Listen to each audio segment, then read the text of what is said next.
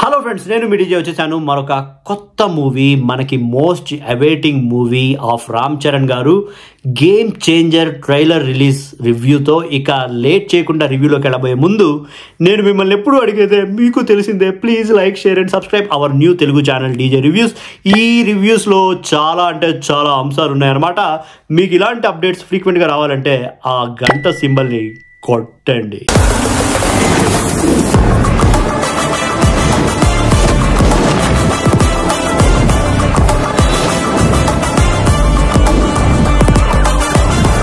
ఇకపోతే దిల్ రాజు గారికి నాకు ఒక కన్సర్న్ అండి. మీరు January 1st రిలీజ్ చేస్తా అన్న మూవీ ట్రైలర్ 2nd రిలీజ్ చేశారు. But of course we understand your pressure and pain. So Shankar గారితో అండ్ రామ్ చరణ్ గారితో మూవీ చూస్తున్నారంటే మరి ఆ రేంజ్కి తగ్గట్టుగా మీరు రిలీజ్ చేయాలని మీ ఆశ, అండ్ ఆ ఆశను మీరు రీచ్ అయ్యారని కూడా నేను చాలా ఘంటాపదంగా చెప్తాను అనమాట.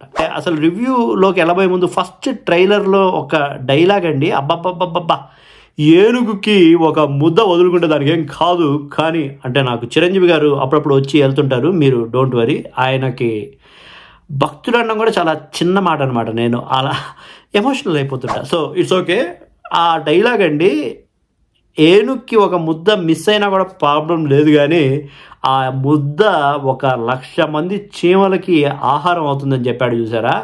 అక్కడే ఆయన ఇంటెన్షన్ ఏంటో అర్థమైపోయింది, మూవీ డైరెక్టర్ ఇంటెన్షన్ అనమాట. అంటే కరప్షన్ అండ్ ఈ రేషన్ మాఫియా మీద ప్రకటించే యుద్ధం అనమాట. అండ్ దాంట్లో జరిగే కథ, సంభాషణ ఇవి అని నా ఫీలింగ్. అండ్ రామ్ చరణ్ గారు మనకి 4 పాత్రల్లో కనిపించినట్టు చూపించారు ట్రైలర్లో. అంటే ఒక తండ్రి క్యారెక్టర్, ఒక స్టూడెంట్ లాంటి క్యారెక్టర్, అంటే ఒక యూత్ఫుల్ క్యారెక్టర్ అనమాట. అండ్ అలాగే ఇంకో 2 క్యారెక్టర్లు, ఒకటి IAS ఒకటి IPS. అది కొంచెం కాన్ఫ్లిక్టింగ్గా కాస్త ఇంట్రెస్టింగ్గా ఉంది. బట్ నేను అనుకోవడం మాత్రం ఒక తండ్రికి 2 కొడుకులు, అండ్ ఆ 2 కొడుకులు ఎలా ట్రాన్స్లేట్ అయ్యారని చెప్పడం మాత్రమే.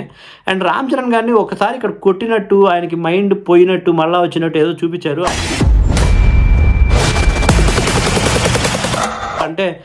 అంటే అక్కడ కూడా మళ్ళీ 2 ఫ్లాష్ బ్యాక్లు, దాంట్లో ఒక దాంట్లో IPS, ఒక దాంట్లో IAS అయ్యుంటారేమో అని నాకు తెలియదు. బట్ మేబీ అయ్యి ఉండొచ్చు, చూద్దాం. హూ నోస్ కదా. అంటే ఒక్కొక్కడికి ఒక థాట్, నా థాట్ ఇది. అఫ్కోర్స్ మిగతా క్యారెక్టర్స్ విషయానికి వస్తే మన SJ సూర్య గారిని వాడుకున్న విధానం కానీ, నాకు ఒక డౌట్ వచ్చింది ఏంటంటే, ఆ క్యాప్ పెట్టే విధానం అది మన దగ్గరదేనా, లేకపోతే వేరే స్టేట్లో వీళ్ళు వెళ్ళి అట్లా చేస్తారా, అసలు ఈ సంభాషణ అంతా మన స్టేట్లో కాదా అనే ఒక డౌట్ వచ్చింది. అంటే ఆంధ్ర పాలిటిక్స్కి సంబంధించిన మూవీ కాదేమో అన్నట్టుగా అనిపించింది. మరి ఏమో తెలియదు. పాన్ ఇండియా మూవీ అంటే మరి రకరకాలుగా వాడుతుంటారు.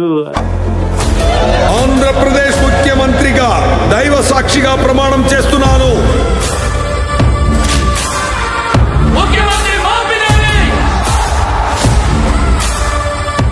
సునీల్ గారి క్యారెక్టర్ విషయానికి వస్తే కొంచెం ఏమో, అది ఈ మధ్య నాకు సునీల్ గారు, ఆ వింటేజ్ సునీల్ గారు ఇంకా కనపడలేదు. సో ఆ కామెడీ ఎంతవరకు పండుద్ది అనేది నాకు డౌటే. కానీ ఓకే, అంటే త్రూ అవుట్ వెళ్ళే క్యారెక్టర్ లాగా అనిపించింది, అండ్ ఎమోషన్ని క్యారీ చేసే క్యారెక్టర్ లాగా అనిపించింది. అండ్ మిగతా క్యారెక్టర్ లైక్ సముద్రకని గారు కానీ, శ్రీకాంత్ గారు కానీ, ఇట్లా ఖైరా అద్వానీ గారు కానీ, అంజలి గారు కానీ, అండ్ ఎవరు మన వెన్నెల కిషోర్ గారిని కానీ, వీళ్ళని చూస్తే కొంచెం ఇంట్రెస్టింగ్గా అనిపించింది. So I hope everything works out well. And ఈ హెలికాప్టర్ షాటు, దాని నుంచి కత్తి పెట్టే షాట్ మాత్రం ఎక్కడో కొడుతుంది దిల్ రాజా అనేటట్టుగా అనిపించింది. బట్ ఐ హోప్ శంకర్ గారు కాబట్టి కొంచెం రియలిస్టిక్గానే ఉంటుందేమో అనే ఫీలింగ్. బట్ మిస్ఫైర్ అయితే మాత్రం ఎక్కడికో పోద్ది, నేను మాత్రం తట్టుకోలేను.